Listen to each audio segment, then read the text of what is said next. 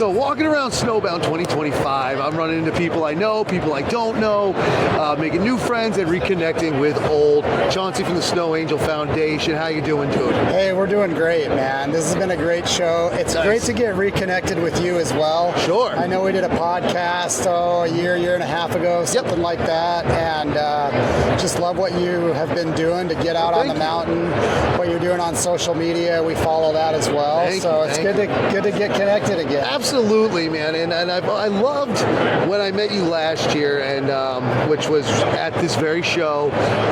Actually, I think it was right after the NASJA event last year. Yes. And I learned what Snow Angel Foundation is. I also know Kim K from the UK. She told me about it as well. Shout out to Kim. She's great. Let's give a quick recap for anyone new who doesn't know. Sure. What are we doing? Yeah, so we are a national 501c3 nonprofit that focuses on collision prevention. And of course, a lot of nonprofit work emerges out of tragedy, which in our situation is the case. 15 years ago this Christmas Eve, we lost our 5-year-old daughter skiing out in Wyoming, where we're from. Snowboarder at a high rate of speed collided with my wife and my daughter. The snowboarder tragically lost his life as well. It was an unprecedented accident, and my wife suffered some severe injuries and has since healed miraculously over time. Our family now is doing great. Good. And we are concerned for all of our fellow skiers and riders. So really at the core of our work is creating a safer ski community, snowboarding community, by doing our part to not just look out for ourselves, but look out for our fellow skiers on the mountain and make sure that we're elevating, our awareness of others and being good mountain citizens, Absolutely, and it's great. It's fantastic. I agree with it 100%. I never want to hit anybody. I don't want anybody to hit me. Right. I try to ski as safely as I can. Sure. And for me personally, it's staying within my limits, knowing how far I can go. Yeah. And then if I do exceed those, being in a place where it's more appropriate. Lord knows we've all seen people doing 90 through a green.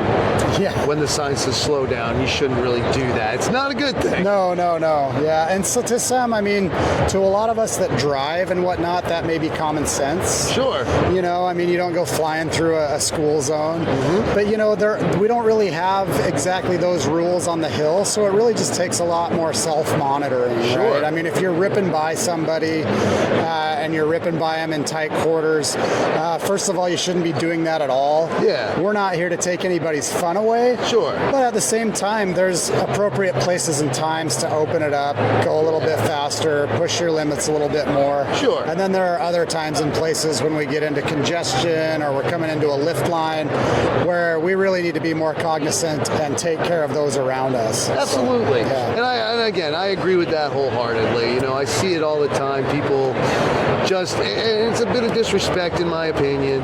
Sure. I get it. You're good. Awesome. Have more than enough respect for you. Sure. But that kids group isn't necessarily good. So, tone it down a little bit. And they can be unpredictable, like you got beginners, things like that are unpredictable. Sure. The other group that we're really concerned about are our elderly skiers. Yes. And statistically speaking, we've got a huge group of elderly skiers. Mm-hmm. This is why we love to ski and ride. Yeah. Snowboarders like myself are getting into a generation where now we're getting to be some of the older ones on the mountain for the first time. So we got to look out for those folks. You hit somebody that's older, they don't just bounce back maybe like when we were 20 or 30, So it takes all of us. It does, and that is a great point. As we get our senior skiers, this is a forever sport as long as the body cooperates. Yeah. And and as you said, riders, we're now in that generation. Snowboarding has been mainstream for 30, 40 years now. Yeah. Goodness, has it been that long? I believe so. Wow. Is it not 1995 anymore? My goodness. But you're absolutely right. So we take a look around. We work to make sure we just keep each other safe, keep everybody safe. You also have, and this is one of the things I like about Chauncey, is that his approach to it is a little bit more civil. How many times have you been on a mountain and almost thrown fists, or road raging in the car, throwing fingers and swear words and other things? And man, is it awful. That was me. You know, I've almost gotten in fights when someone's almost hit me. I've yelled, I've thrown fingers. I lived in New Jersey for 15 years and drove on the Garden State Parkway. I know what road rage is, and ski rage is the same thing. Chauncey doesn't do that, and that was one of the things that I really loved about you and your wife and the Snow Angel Foundation's mission, is that you have a better way to do it. Yeah. I mean, we got to figure out how to better communicate. Obviously, first of all, if we're not crowding people, if we're not using people as slalom gates and so forth, there's really no reason to get into a fight. But there's human error. I mean, we're all sliding on the mountain. Things will happen. When they do happen, let's have a civil conversation. And I learned this a couple seasons ago. I was skiing with my little girl. She was 7 years old. A couple of 20-something skiers came ripping right by us because my daughter was down, kind of taking a rest. Sure. And they, I mean, not far off of us at all. I got my daughter up, went to the bottom of the mountain. I said, "Hey, you guys," and I was about to start that same kind of thing. And then I'm like, wait a minute. Am I going to like go fisticuffs with two guys that can probably take me anyway in front of my 7-year-old daughter? You know, and so I just said, you know what, guys, you'd never believe this, but I actually lost one of my children in a collision. We believe could have been prevented, and had a conversation about it. We had a conversation about, you know, being more aware. Don't be racing each other and lose sight of what's going on the mountain. And so I extend that to everybody that I talk to. I want to consider you my friend. And so as my friend, I want you to let people know, look, I met this guy. Great guy, great family. He's out here trying to make changes on the mountain in our culture. You just came ripping by me. You know, I don't want to fight about anything, but we need to do a better job to take care of each other, you know. So don't be afraid to let them know, hey, look, my friend Chauncey went through this really rough experience, and unfortunately the young man that collided with his wife and daughter lost his life. You know? Now that's the most severe, right? I mean, obviously a fatality is the most severe, followed by catastrophic injuries. But none of us wants to go off the mountain with an injury that we can't come back and ski or ride again. You know, like I don't want somebody busting up my ACL or something like that. So anyway, it's not just about the most severe, although that really brings our attention in. That brings it home. It's about like, let's make sure we're all healthy, we're good, you know, let's make sure that we're, you know, not sliding down the mountain drunk. You know, like there's some basic things we can really do to really just get some of this low-hanging fruit on safety. And again, it takes every one of our mind and our will. That's the most valuable thing that you can give. And that's what we're asking for. Absolutely. And the thing is about that story with the younger guys and your 7-year-old, if I remember correctly, and correct me if I'm wrong, that they were civil back. They were, I mean, when I said, hey, you guys, they kind of looked at me like, and then for this split moment, I thought, I'm not going to get anywhere in an argument. Nobody wants to be yelled at. Nobody wants the finger poking in your chest. I don't want that. And so I just relaxed for a second, and I said, you know, you guys you came flying by us. I know you're having a great time. You know, would you help me by, you know, just being more aware of your surroundings and helping everybody be a little safer? And they were all about it. I mean, obviously, to hear my story, you know, changed the way that they thought about those things as well. But that kind of thing doesn't happen a lot. What we do need to do is let that adrenaline drop just a little bit, take a breath, and say, look, I need your help. I'll commit to do the same thing, you know, and we're all a community. Absolutely. Right? So, and we are a community, and it's a beautiful community, which is here in force. Yes, absolutely. Snowbound is busy as it ever was, and it's great.